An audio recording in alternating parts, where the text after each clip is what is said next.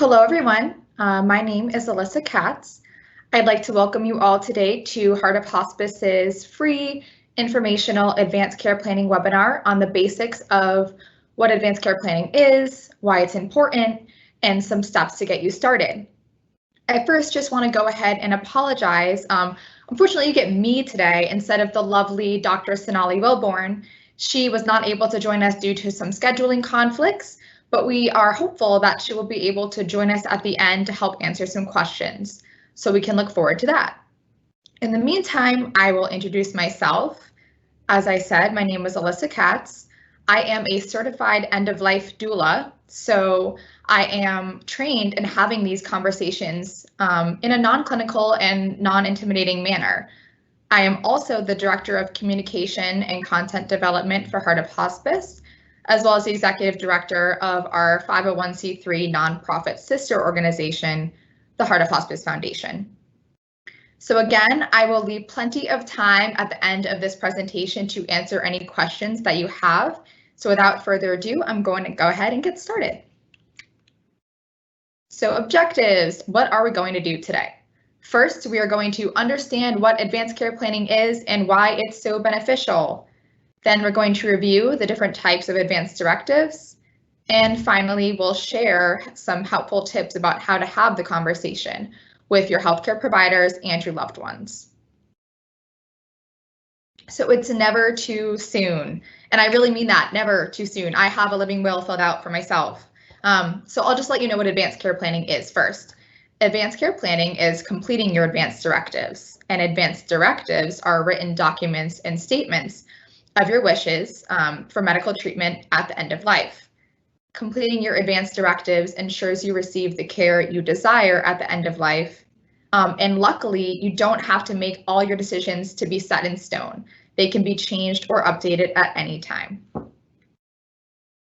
So I have some fast facts to share with you all to help you understand again why advanced care planning is so important. So the first is that 90% of people think it's important to talk about their wishes and their loved ones' wishes for end-of-life care, but fewer than 30% have actually done it. So that is a huge discrepancy, and it's really sad because we want to make sure people are getting the care that they want at the end of life. And it's really simple to make that possible, and I hope today will help you do that. The second really important fact is that African Americans are far less likely to complete advanced directives than their white counterparts. And because of the historical abuse of the medical system on behalf of African Americans, this is really upsetting. We want to make sure that our African American community members empowered to take control of their care, and they deserve the care that they want at the end of life. They should be able to write that for themselves. And then finally, just a fun fact that most Americans learn about advanced care planning and resuscitation from the media. And as I'm sure you're all aware from doctor shows like Grey's Anatomy and other lovely situations you've seen portrayed, usually CPR and really aggressive measures result in extended life. But that's not always the case in real life. In fact, it's usually not. In most CPR scenarios, when aggressive measures are taken, patients are left in pain and it may not extend their lives at all. So that's something I'll circle back to, but I do want everyone to keep that in mind. So what are the types of advanced directives? Today, I'll be talking about 4 types of advanced directives. The first is a do not resuscitate order. You may have heard that called a DNR. The next is a do not intubate order, also a DNI. Then finally, we have a healthcare power of attorney and a living will. What is a do not resuscitate order? A do not resuscitate order is a medical order written by a doctor that lets you choose whether or not you want to receive CPR should your heart stop beating. And like I referred to while we talked about our fast facts, often we have some misconceptions about CPR's efficacy, and it's not as effective as we're led to believe by the media. So I encourage you to kind of educate yourselves about what the reality of CPR looks like and talk to your physician about what choice is right for you. Do not intubate. So this is the next advanced directive we're going to talk about. Intubation, I'll first let you know what that is. If you can't breathe on your own, your doctor might intubate you. Intubation involves placing a tube down your throat that makes it possible for you to breathe. And a DNI is similar in some ways to a DNR, but also different. So in some states, you need a physician signature, and in some you do not. But this legal order allows you to tell your healthcare team whether or not you want to be intubated. And for those of you who are joining us today, I'm going to go ahead and assume that you're attending from one of the 5 states that Heart of Hospice operates in. And I'll just let you know that in South Carolina and Arkansas, you do not need a physician signature, but in Louisiana, Mississippi, and Oklahoma, you do, at least right now. The next type of advance directive is a healthcare power of attorney. This one does not need your physician's signature. It is a legal document that allows you to make an agent, either your family member or a friend, the individual that you want to make decisions about your care when you're no longer able to do so. And this document is effective as soon as it is signed. Living will.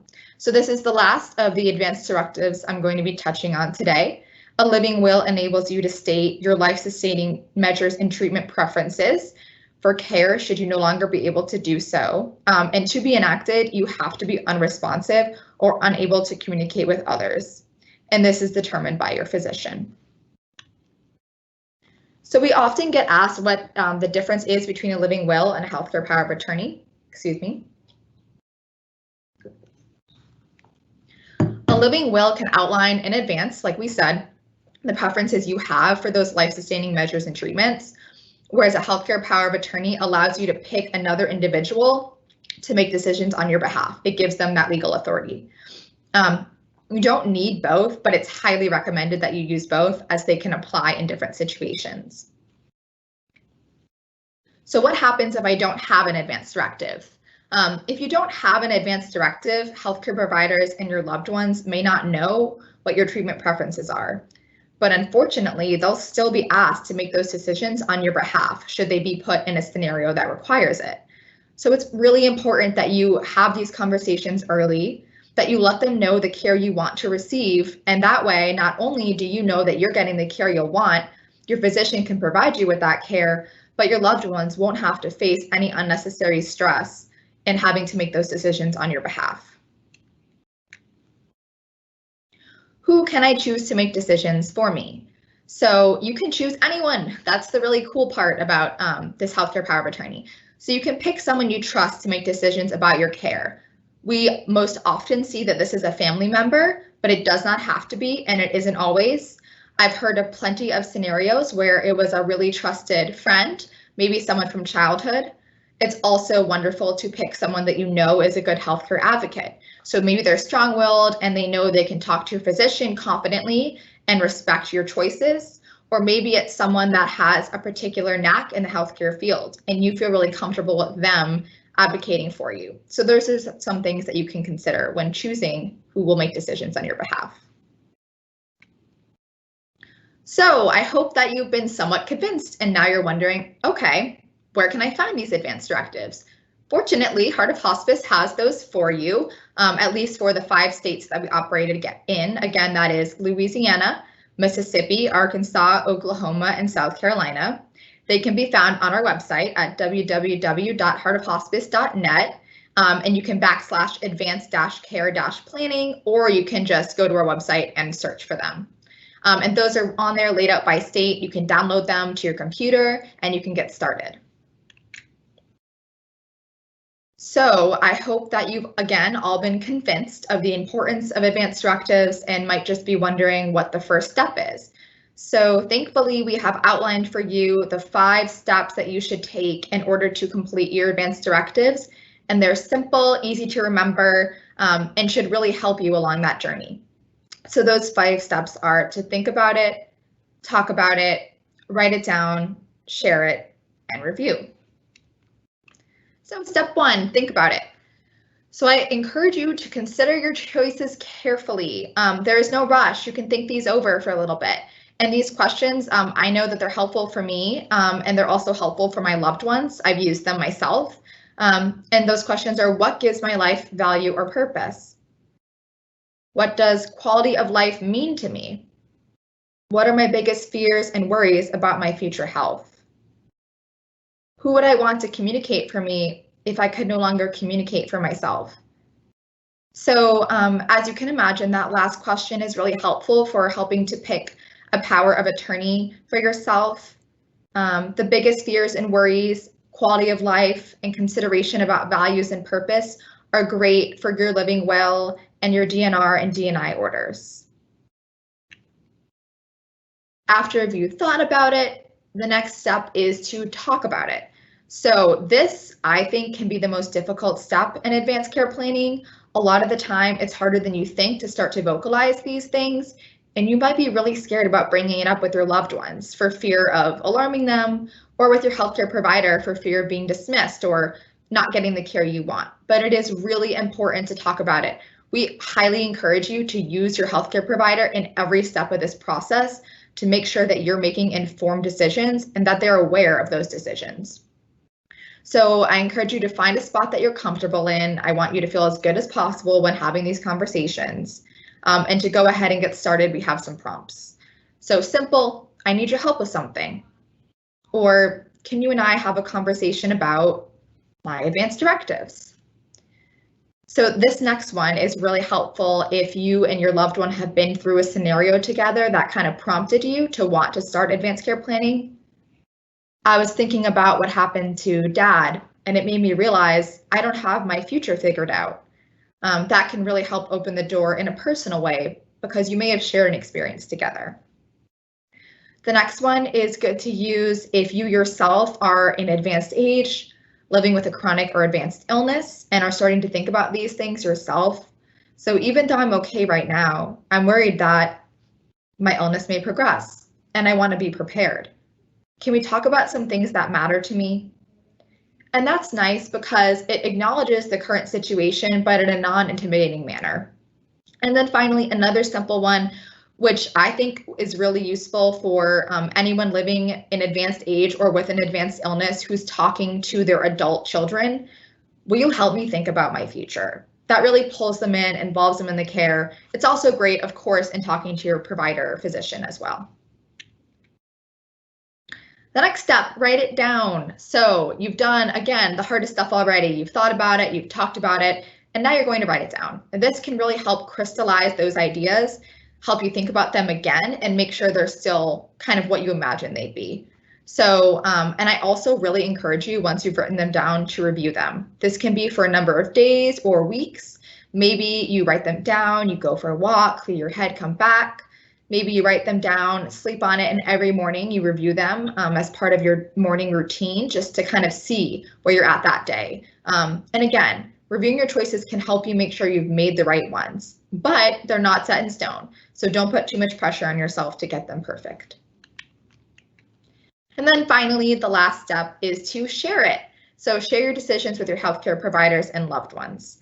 This means not only what you've decided, so literally what you're asking for your care to be, but also the advanced directives themselves. So you can go over them together and then let them know where you're storing them so they're easily accessible should they be needed. And so you've done the whole process, all the hard parts done, and now you just get to review it. This, it's kind of like its own step off on the side because it goes on forever in perpetuity. You continue to review it. I think that a good rule of thumb is no less than annually you should review your advanced directives. It's easy, you can put a note in your calendar. Maybe it's a New Year's thing, kind of momentum of the time is to rethink what your outlook is for the year, and that might be your advanced directives. It's also important to review them as your health changes. So things may arise in your life that make you think differently. Maybe the answer to what are your values changes because of a certain health condition you have or something you've seen your loved one go through. So there are a lot of different factors that can influence your healthcare wishes, and it's important that we consider them on a regular basis to make sure we're still going to get the care that we want. So I know that was a lot of information to go over, and I am happy to go over anything again, answer any questions that you have. I just want to remind everyone that we do have additional resources on our website, either careatheart.com or heartofhospice.net. And like I mentioned earlier, if you'd like to access the Advanced Care Planning Toolkit for your state and download it for free, you can visit our website and check out advanced care planning. So with that, I am going to stop sharing my screen and hopefully we will be able to open up for questions.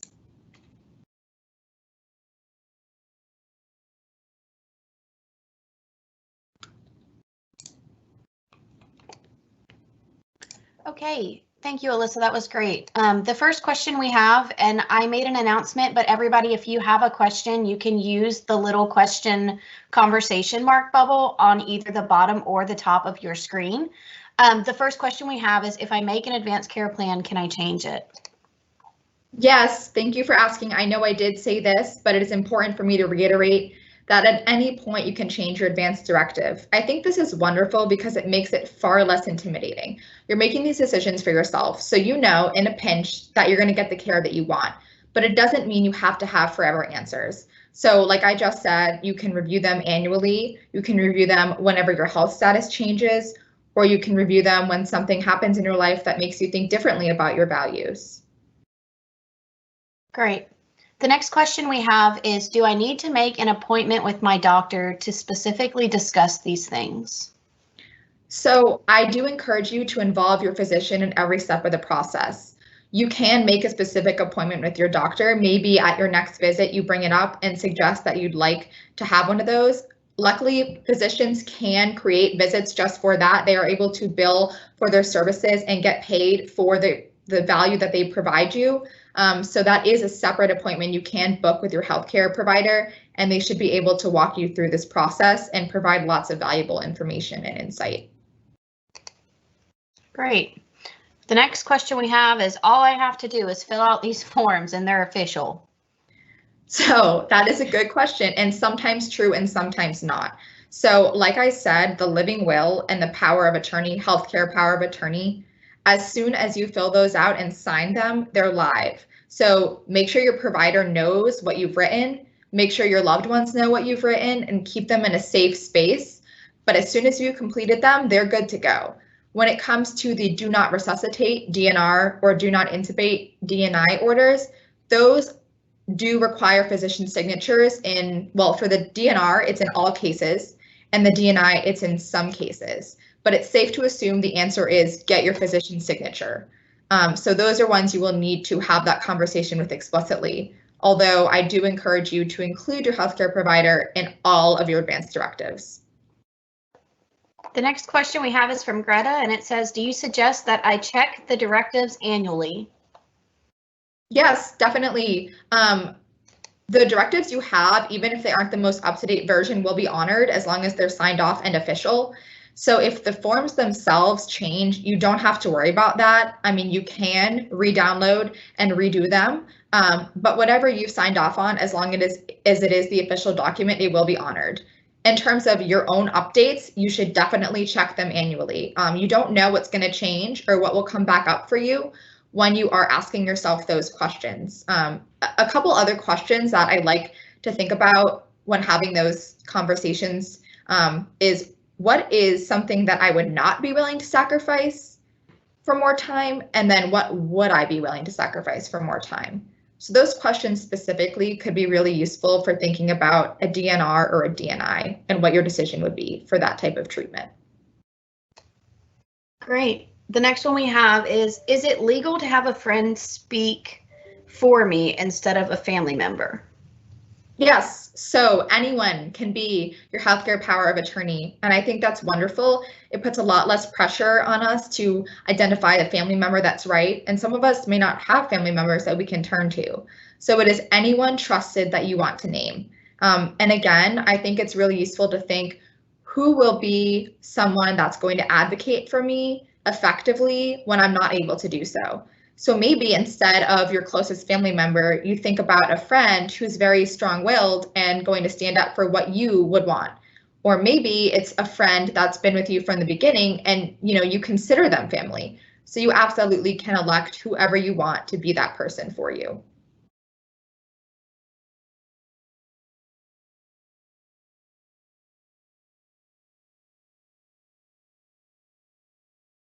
Just looking to see if I have any other questions coming through.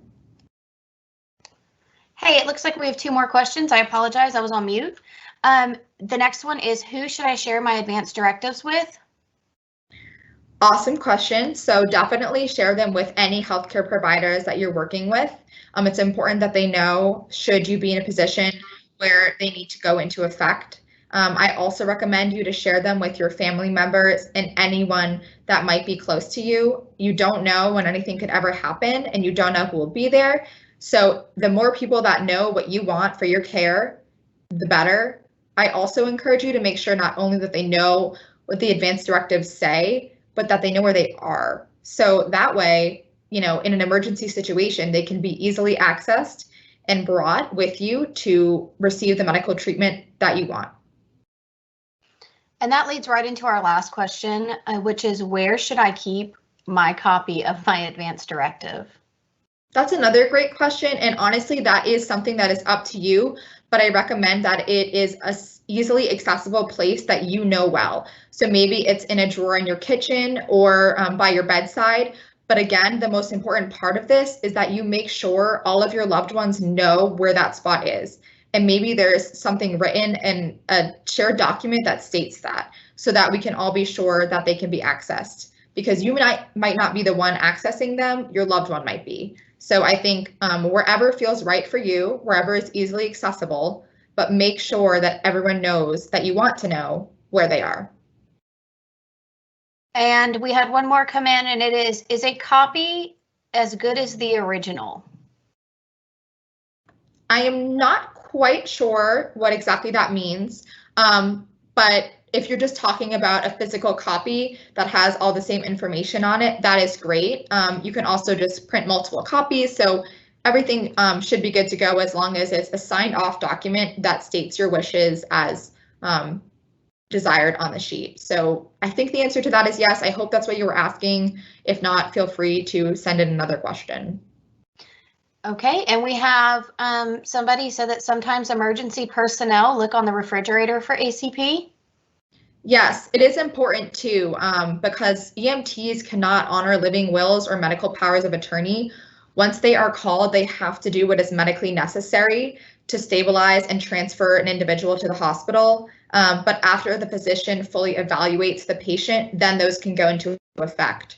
So EMTs should absolutely have access to those documents. And then the next question is, will the hospital require the original signature? You know what? I am not sure on that question. I think that's in reference to a photocopy, but I will write that question down and get an answer for you to make sure you have the right information. And that is all we have for the questions. Okay, well, thank you everyone for your time today. I hope I didn't talk too quickly as I tend to do, and I hope this was helpful for you. Again, please feel free to visit our website, www.heartofhospice.net/advanced-care-planning to download those documents for yourself for free. And if you have any questions that we didn't answer today or that you think of when you start your process, you can either contact us on our website through the Contact Us form or email us at partnersincare@heartofhospice.net. So thank you for your time. I hope you all have a wonderful rest of your day.